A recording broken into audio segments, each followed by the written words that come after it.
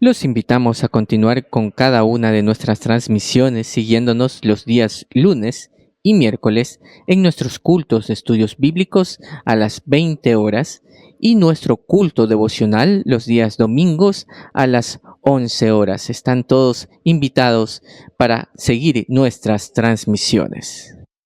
Asimismo, ponemos a su información para su apoyo y colaboración la cuenta de ahorros del Banco de Guayaquil número 1489122. Cuenta de ahorros Banco Guayaquil número 1489122.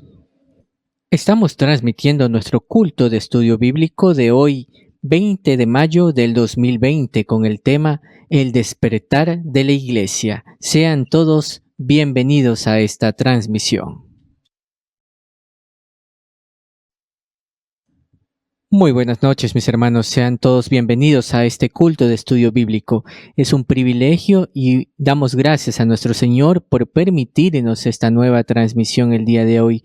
Y hay muchos motivos para dar gracias a Dios, no solamente por permitirnos estar junto a usted a través de cada uno de estos enlaces, sino también por la compañía y la misericordia de nuestro buen Padre Celestial durante todo este tiempo que estamos atravesando.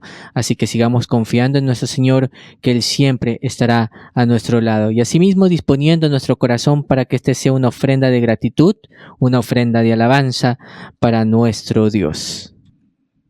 Porque hay que ser agradecidos con Dios al alabar a nuestro Dios en todo momento, ante toda situación, que en nuestro despertar y en nuestro acostar siempre esté nuestro pensamiento en vivir y caminar conforme a la voluntad de nuestro Señor. Y vamos a entonar con gozo un hermoso himno que nos invita siempre al abrir nuestros ojos en cada mañana a glorificar su santo nombre. El himno número 26, titulado Por la mañana yo dirijo mi alabanza.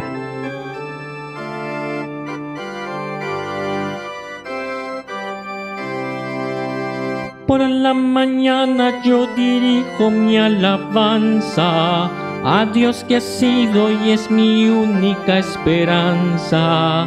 Por la mañana yo le invoco con el alma y le suplico que me dé su dulce calma.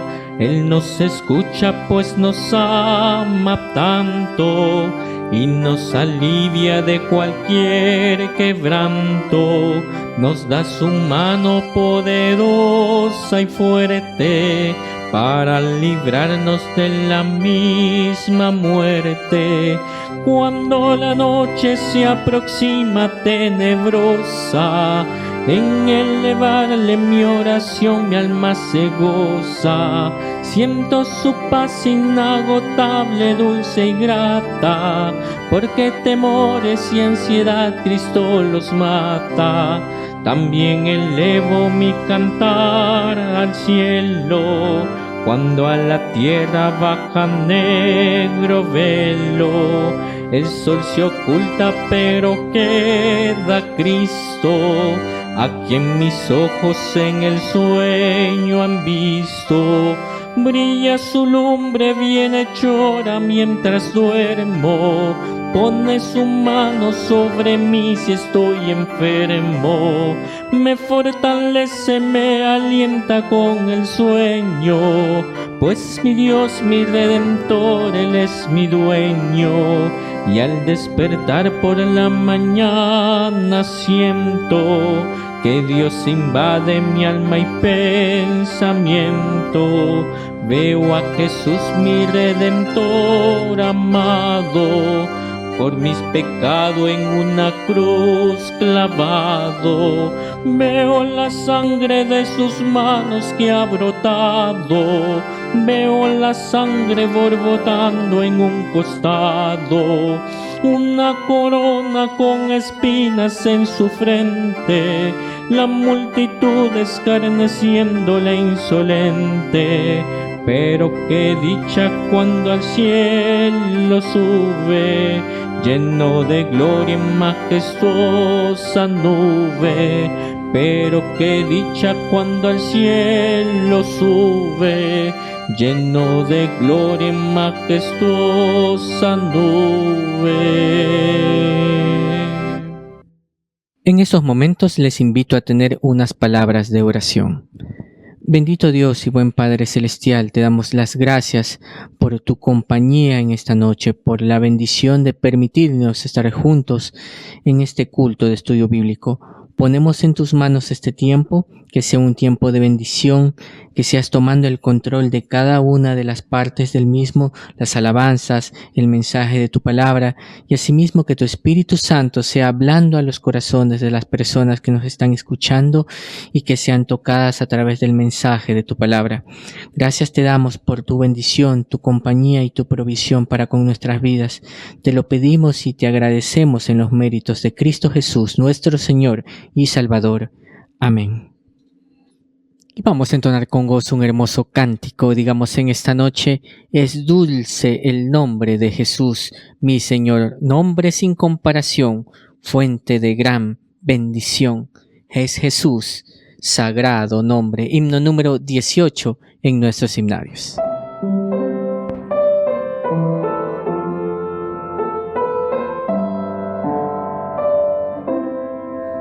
Es dulce el nombre de Jesús, raudal de paz, virtud y luz, pues Él por mí murió en la cruz. Santo y bendito nombre, nombre sin comparación, fuente de gran bendición, tema de feliz canción, Jesús sagrado nombre.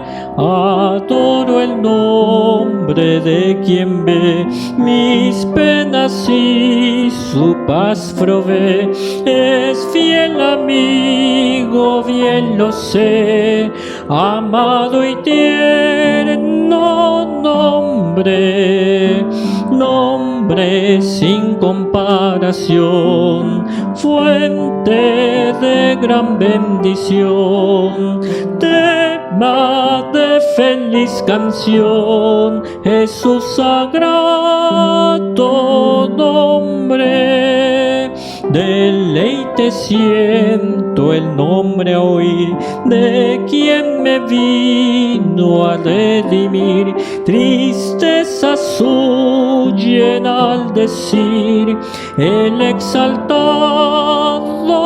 nombre, nombre sin comparación, fuente de gran bendición, tema de feliz canción, Jesús sagrado nombre.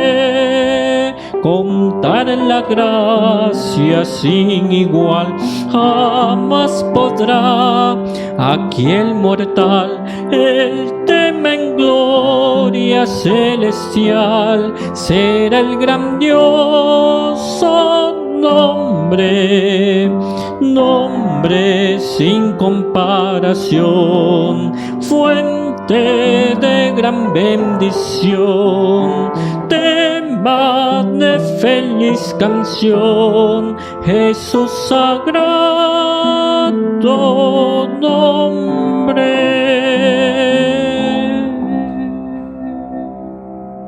Y en estos momentos tendremos la lectura de la palabra de nuestro Dios.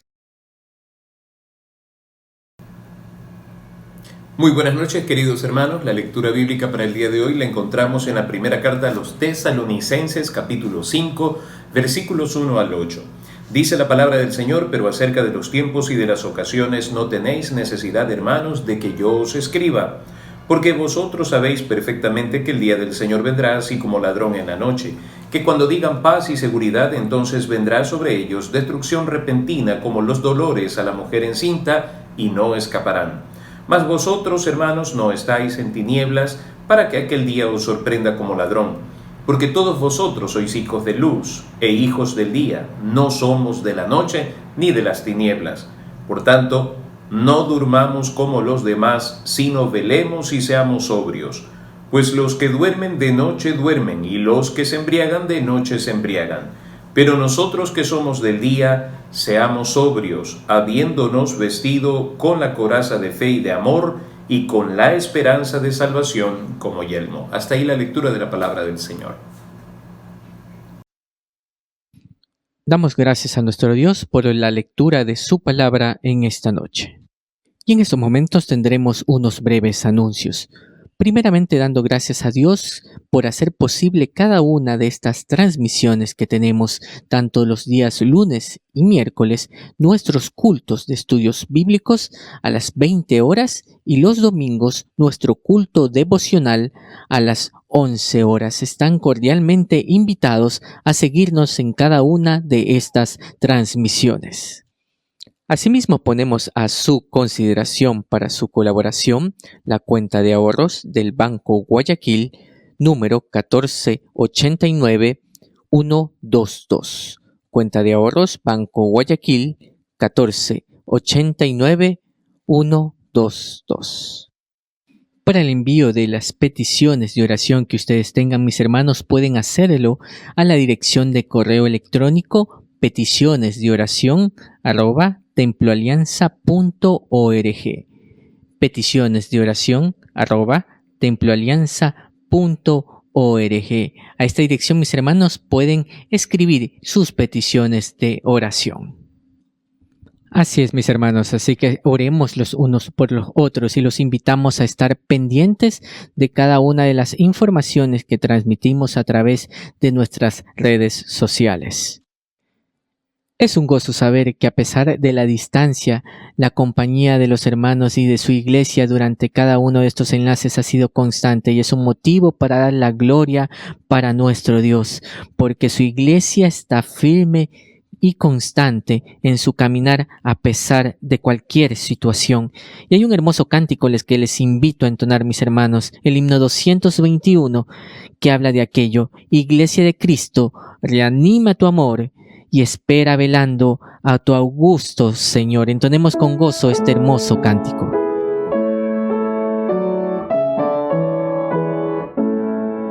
Iglesia de Cristo, reanima tu amor y espera velando a tu augusto Señor.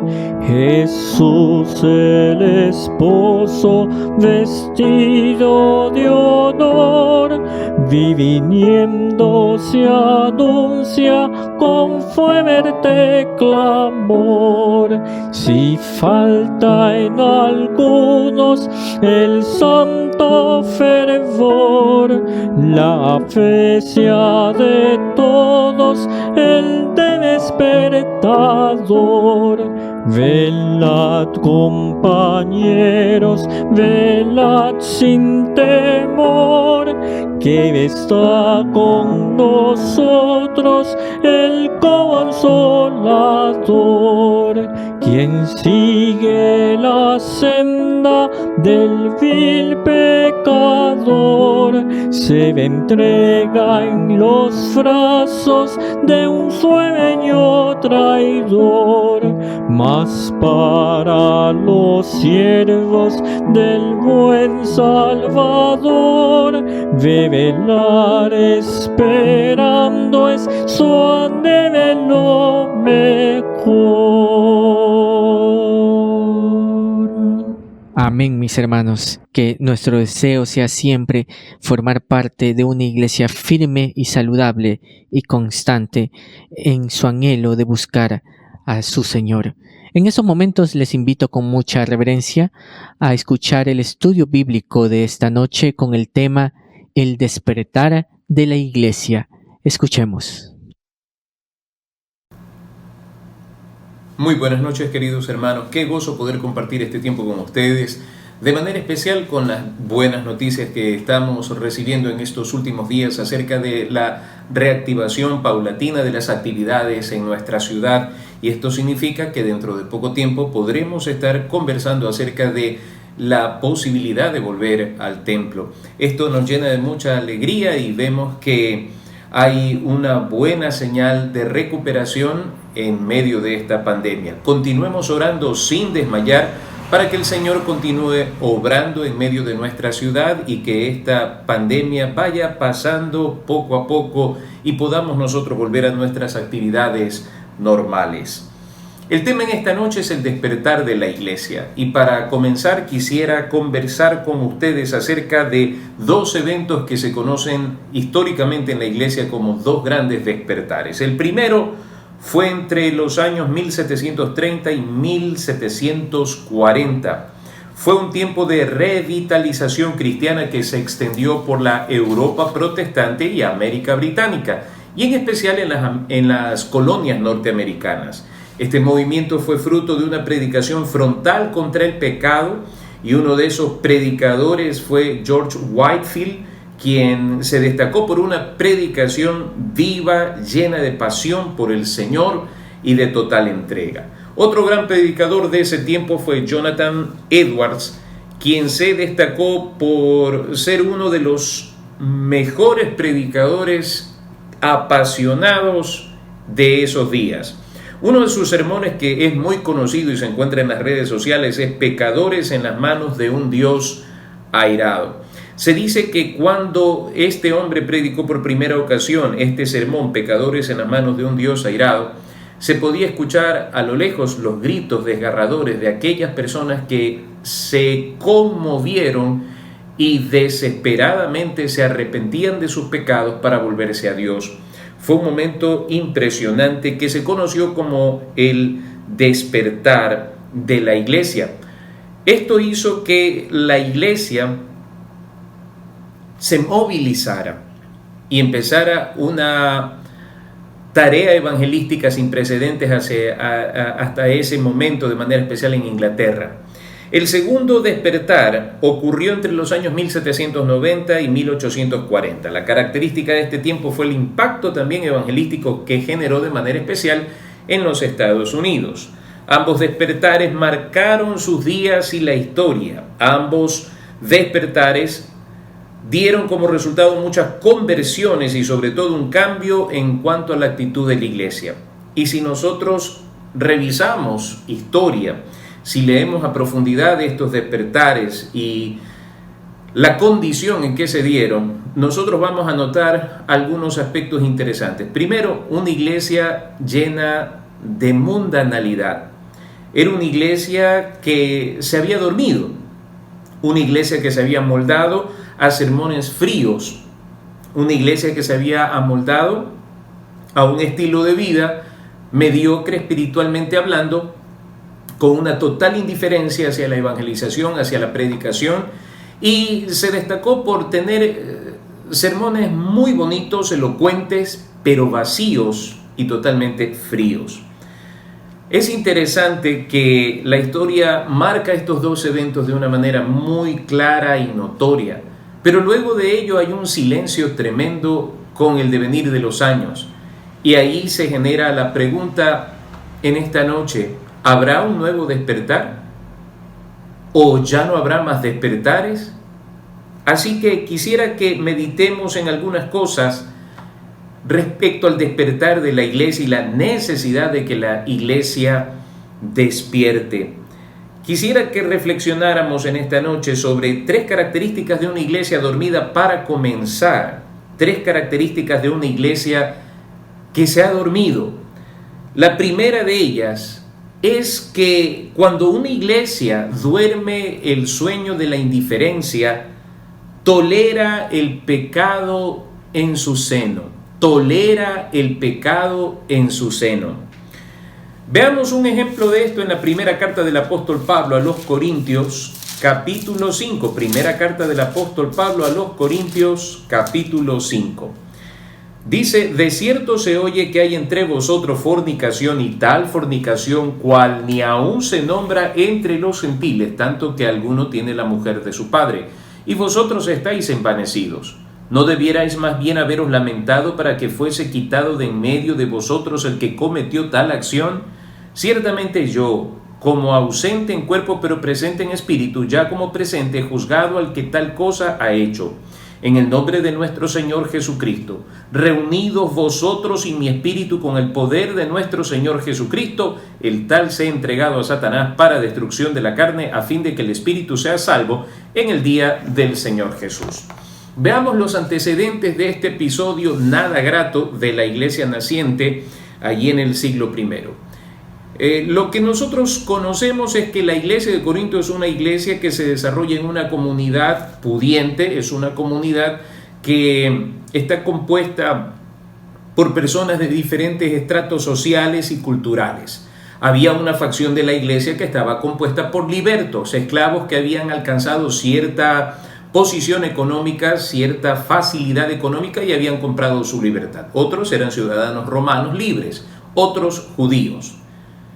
Y una de las cosas que nosotros debemos pensar sobre Corinto es que era una ciudad cosmopolita, tenía puertos por todas sus partes, de tal forma que era una ciudad que tenía influencia cultural muy variada, muy diversa. Y dentro de las cosas que sucedían en la iglesia, nosotros podemos decir que positivamente hablando era una iglesia rica en dones espirituales. Como nos dice el capítulo 1 y como nosotros vamos a analizar dentro de toda la carta cuando nosotros leemos esta carta, vamos a ver que era la iglesia de Corinto era una iglesia que rebosaba de la gracia de Dios en cuanto a los dones espirituales.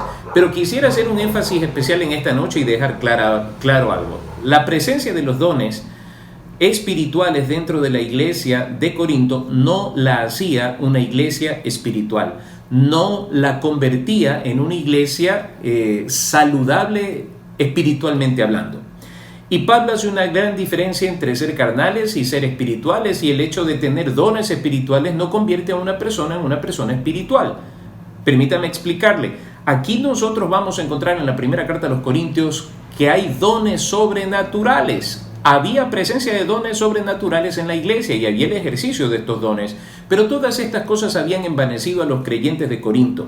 Y una de las manifestaciones del letargo espiritual que se vivía en Corinto la encontramos aquí en el capítulo 5, en el capítulo 11, capítulo 14 con respecto al mal uso de los dones espirituales y acerca de la conducta nefasta de esta iglesia.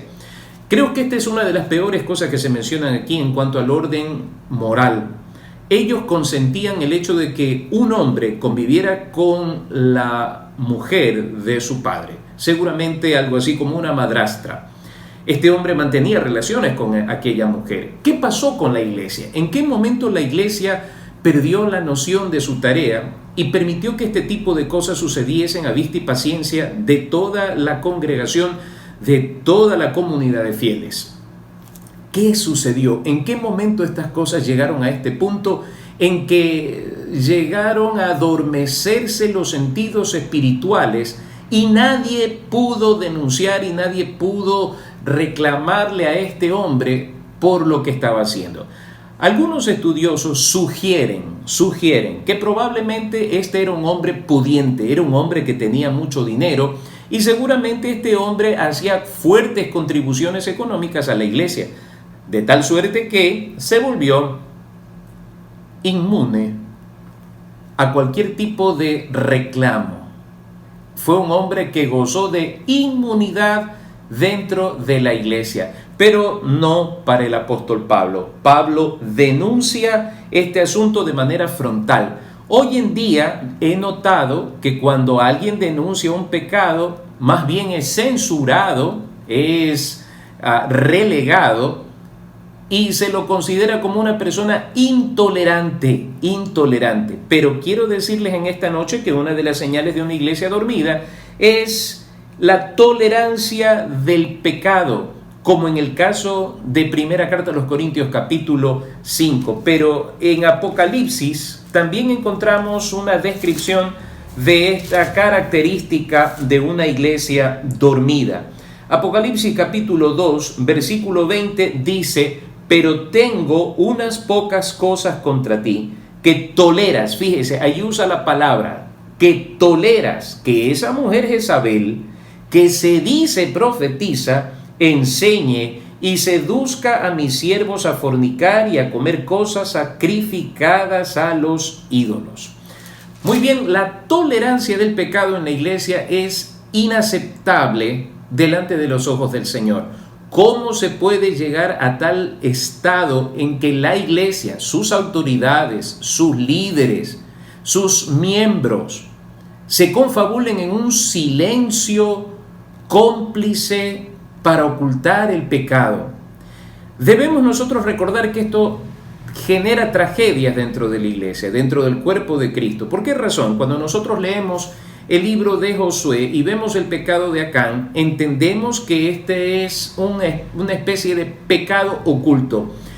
Pecados ocultos dentro de la iglesia pueden ser esos: adulterio, fornicación, puede ser robo, puede ser también murmuración, chisme, el hablar mal de los demás, calumniar a los demás. Todos esos son pecados ocultos que deben ser denunciados, porque caso contrario se convierte en una complicidad cuando no se denuncia. Y queridos hermanos, entendamos bien esto delante del Señor.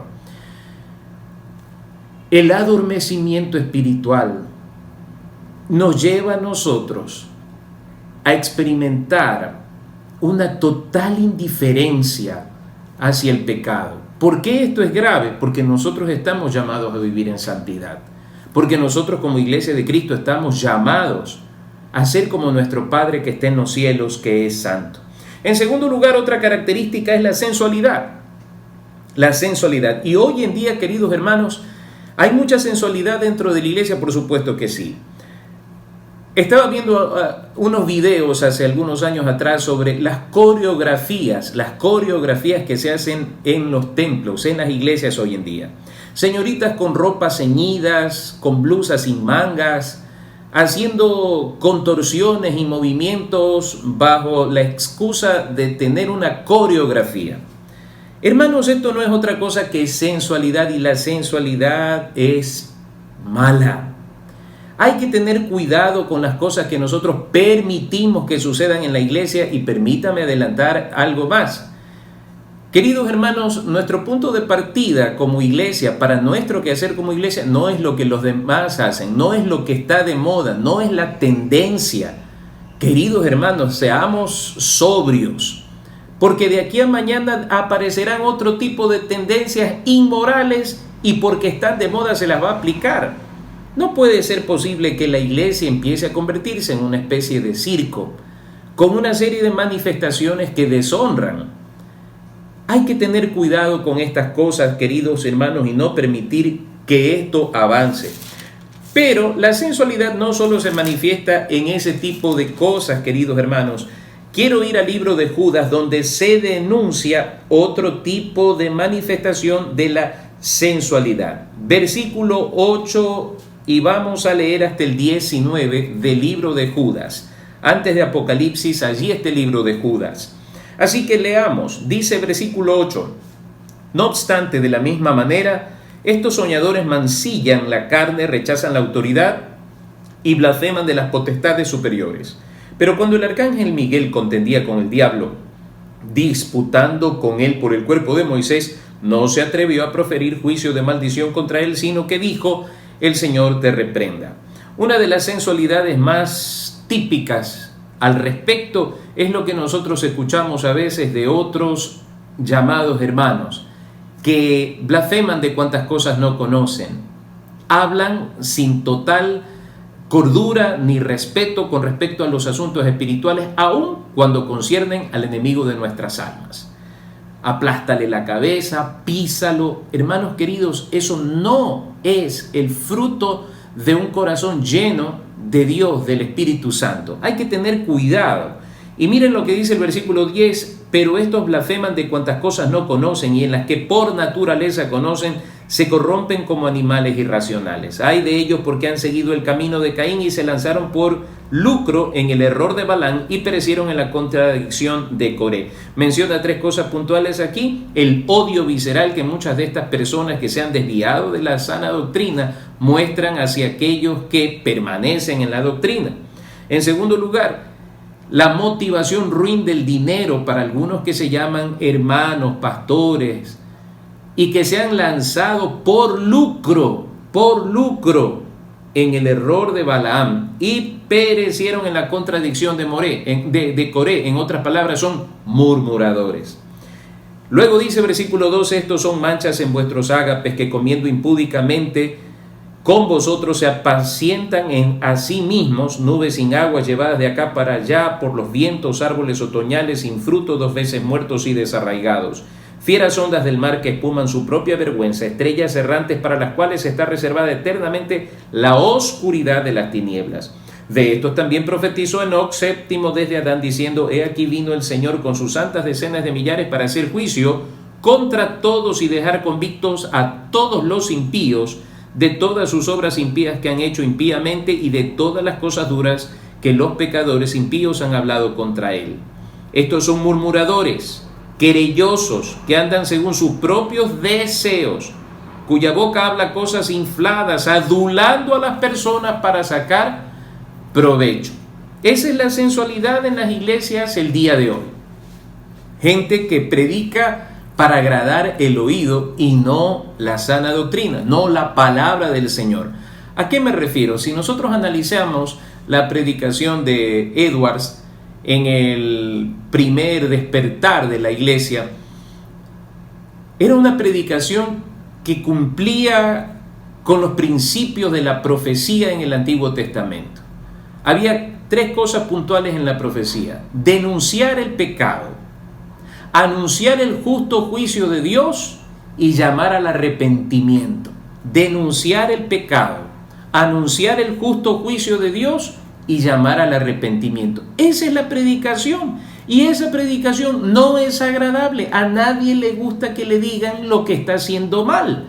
Pero hermanos, cuando sabemos que hay un juicio venidero, la predicación sobre el pecado, sobre la condenación eterna debe ser radical, debe ser clara y por supuesto no está completa si no viene acompañada de un llamado al arrepentimiento, donde el hombre pueda encontrarse con Dios, estar a cuentas con Dios y gozar de la paz de Dios.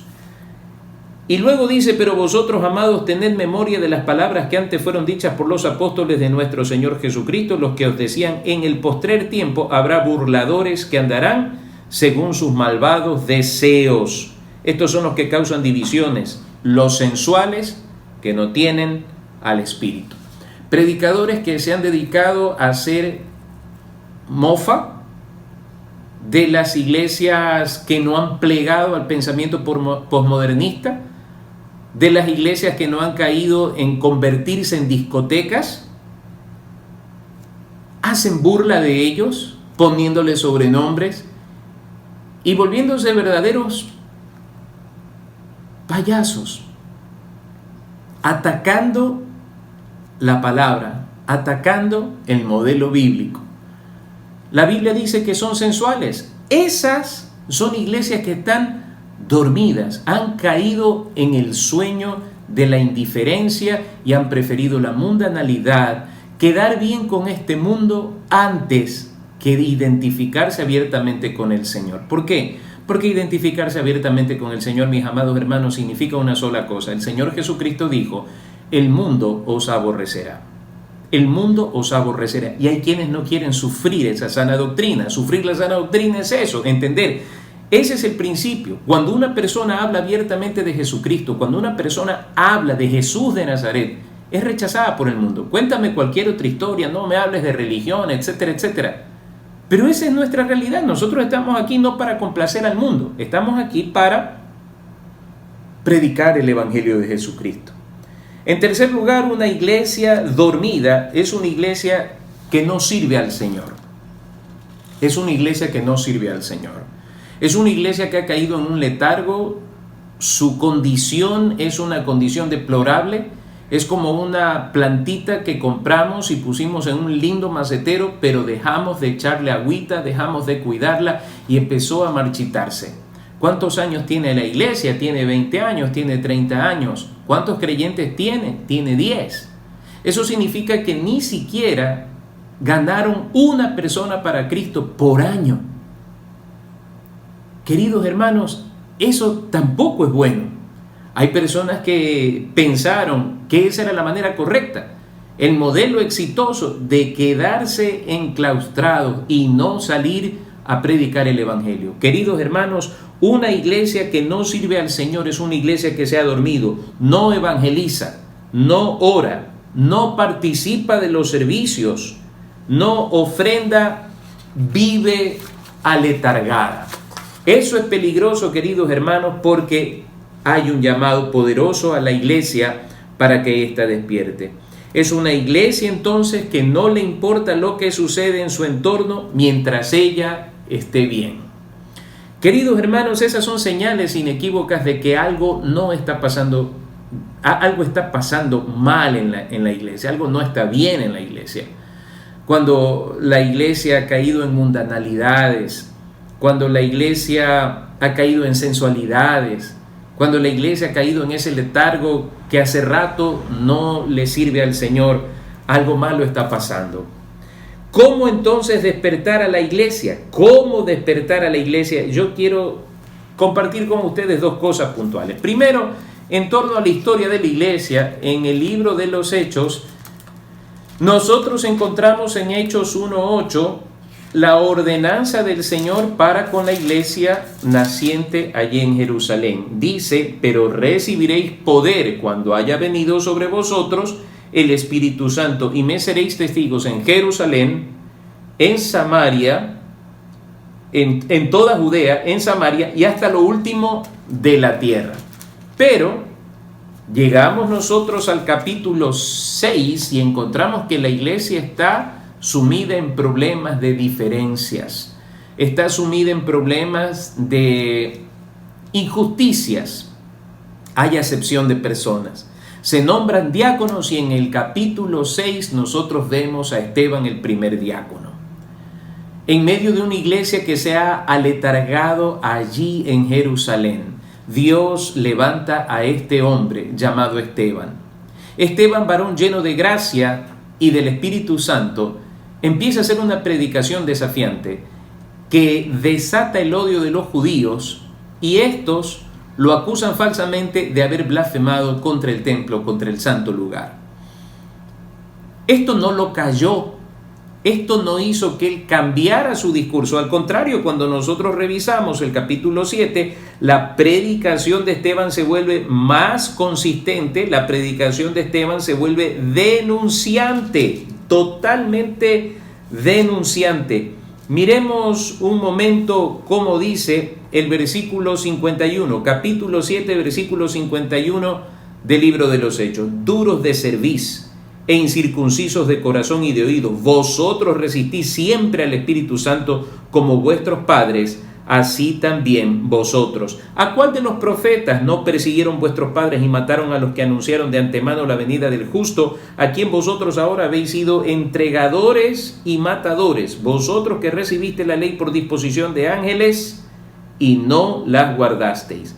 Oyendo estas cosas se enfurecían en sus corazones y crujían los dientes contra él. ¿Por qué razón? Porque estaba desenmascarando la hipocresía de ellos, estaba desenmascarando el pecado de ellos, y esto por supuesto a nadie le agrada. Voy nuevamente al personaje, Esteban. Sabía que esto podía desatar la ira de estos hombres celosos, pero no cambió su discurso. Al contrario, fue cada vez más vehemente y terminó mal. Ante los ojos de los hombres terminó mal, porque fue apedreado. Pero ante los ojos de Dios terminó bien. Recordemos nosotros sus últimas palabras: veo los cielos abiertos y al Hijo del Hombre a la diestra del Padre. A Jesús a la diestra del Padre. Qué momento tan íntimo con Dios en el peor momento ante los hombres. Y es una paradoja que nosotros tenemos que aprender a digerirla en nuestro corazón. Los momentos ante los hombres más horrendos podrían ser en profunda intimidad con Dios los momentos más grandiosos de la fe. Así que vemos nosotros a un hombre llamado Esteban, despierto entre los dormidos, con una vehemencia para predicar, una denuncia y un llamado al arrepentimiento, que se vuelvan a Dios. ¿Qué le costó? Le costó la vida. Pero ese es el despertar. Dios usa hombres que le aman y que le temen a Él y no a los hombres. Dios usa a estos hombres de buen testimonio, llenos del Espíritu Santo y de sabiduría para transformar el mundo. No a través de músicas, no a través de dinámicas, no a través de formas, sino a través de vidas profundamente consagradas a Dios, impactadas por Dios, y eso puede ser cualquiera de uno de nosotros. Así que, queridos hermanos, pensemos en eso.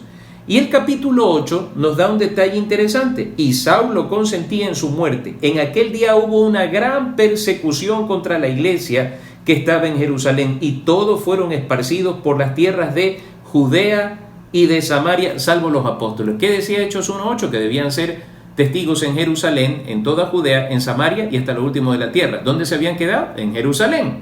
La iglesia se había quedado dormida en Jerusalén.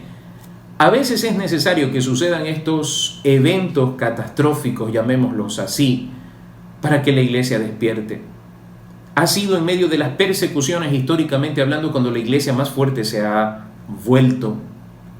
Ha sido en los momentos de persecución y de muerte cuando la iglesia ha mostrado a sus verdaderos feligreses. Y este es uno de esos episodios. En medio de el adormecimiento de la iglesia, el Señor ha permitido una persecución liderada por Saulo de Tarso. Y esta persecución hace que la iglesia despierte y se movilice y cumpla con su cometido de ser un testigo en esta tierra del amor de Dios, y es llevada a toda Judea, Samaria y, por la gracia de Dios, hasta nuestra tierra. Entonces es necesario que a veces sucedan estos episodios desagradables como los que estamos viviendo actualmente. No podemos nosotros congregarnos libremente en el templo, no podemos retomar nuestras actividades todavía. Bueno, ¿suena algo conocido? ¿Han muerto creyentes? Por supuesto que han muerto creyentes. ¿Hay una persecución? No hay una persecución. Pero, queridos hermanos, es tiempo de que empecemos a despertar y salir del adormecimiento espiritual en que vivimos.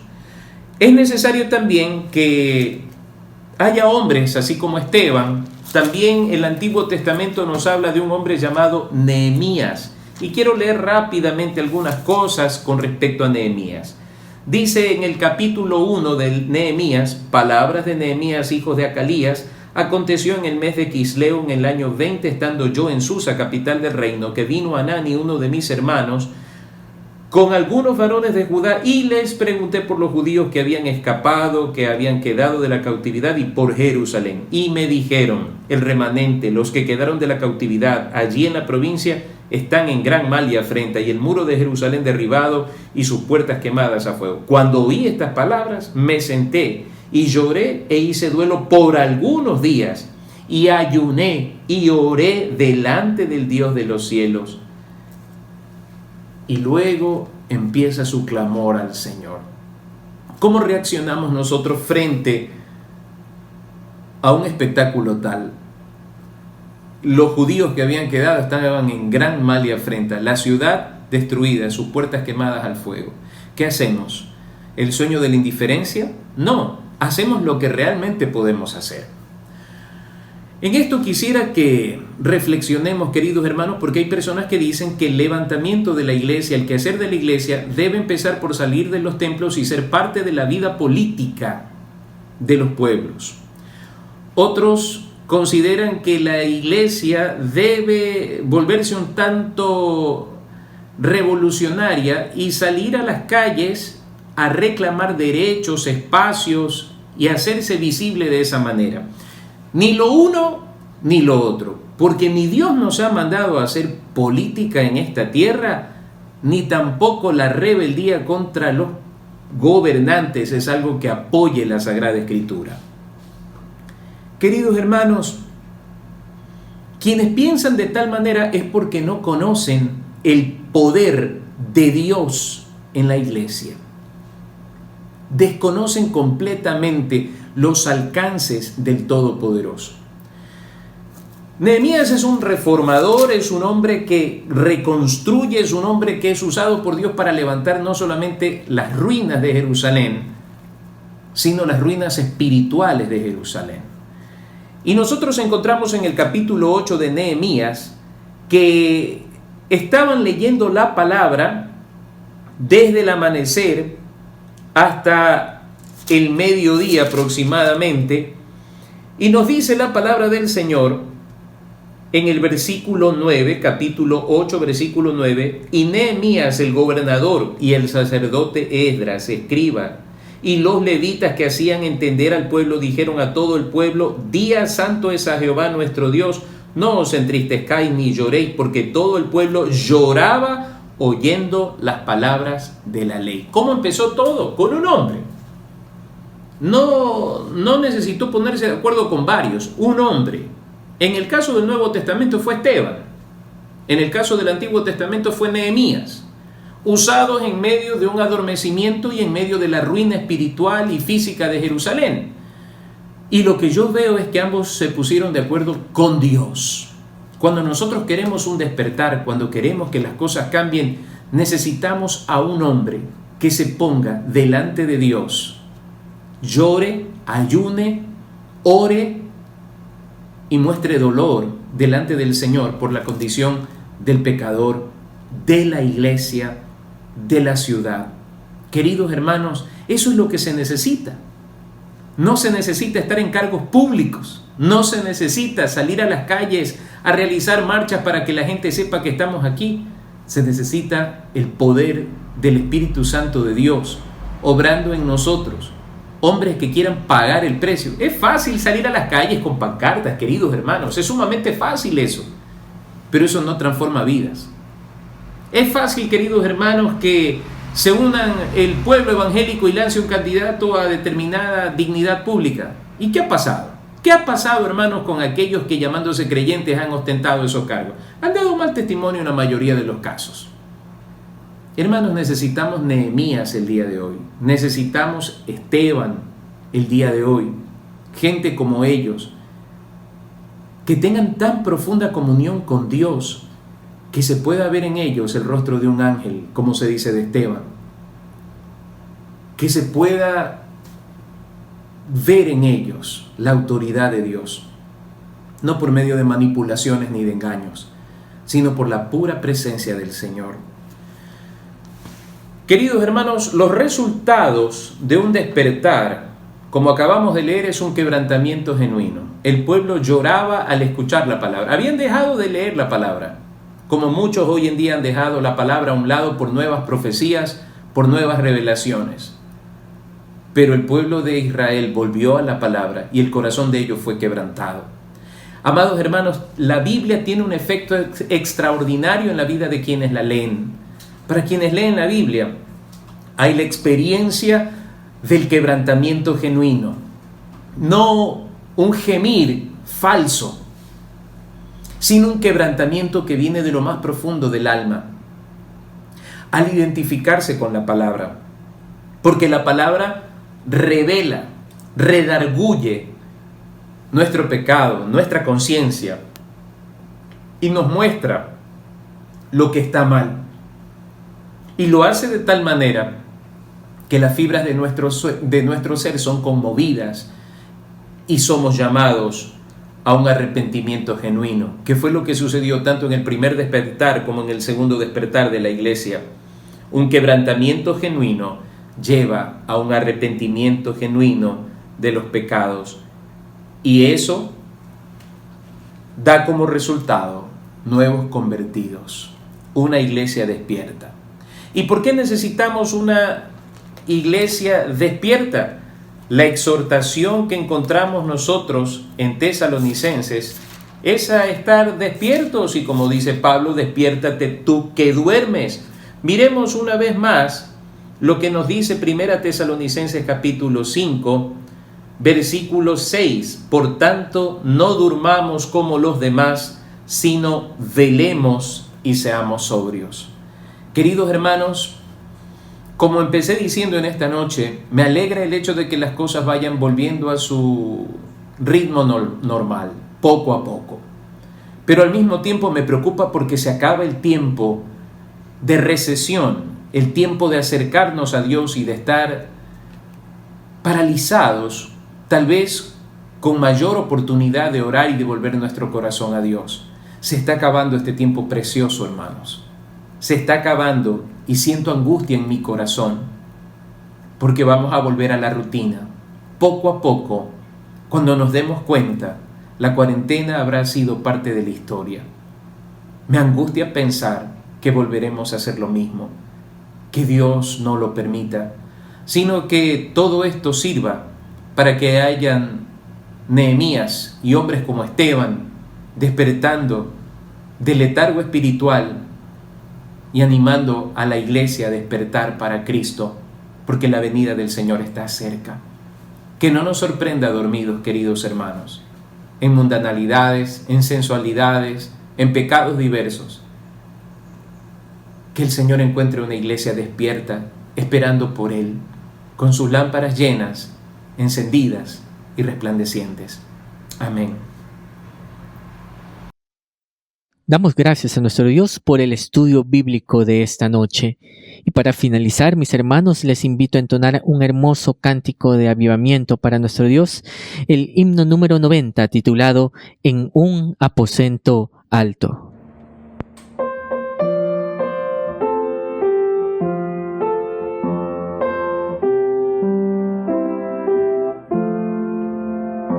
En un aposento alto, con unánime fervor, 120 esperaban la promesa del Señor.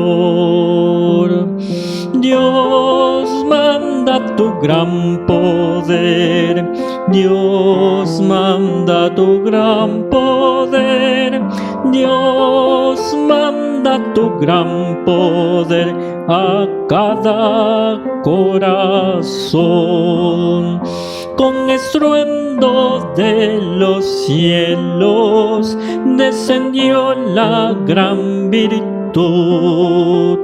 Todos fueron bautizados con el Santo Espíritu. Dios manda tu gran poder, Dios manda tu gran poder, Dios manda tu gran poder a cada corazón. Este gran poder antiguo es del fiel celeste don, prometido a los creyentes de humilde corazón.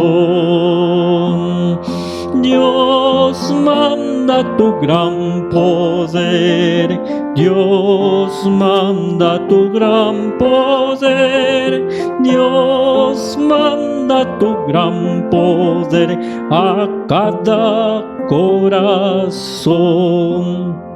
Dios está restituyendo este gran Pentecostés y el Espíritu sus dones nos reparte otra vez.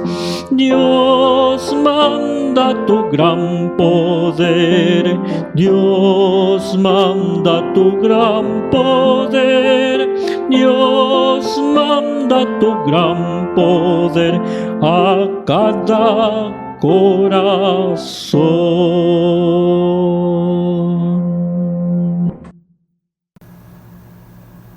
Hay cosas que definitivamente no van a cambiar, pero nosotros somos actores y gestores de cambios.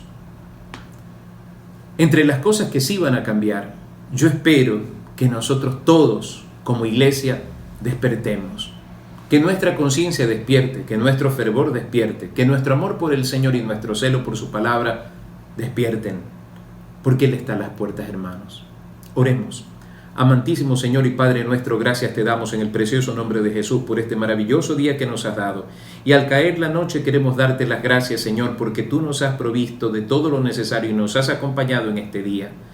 Señor, ciertamente a veces dormimos el sueño de la indiferencia, amoldándonos al sistema y acomodándonos, Señor, preocupados de nuestro bienestar y no mirando más allá.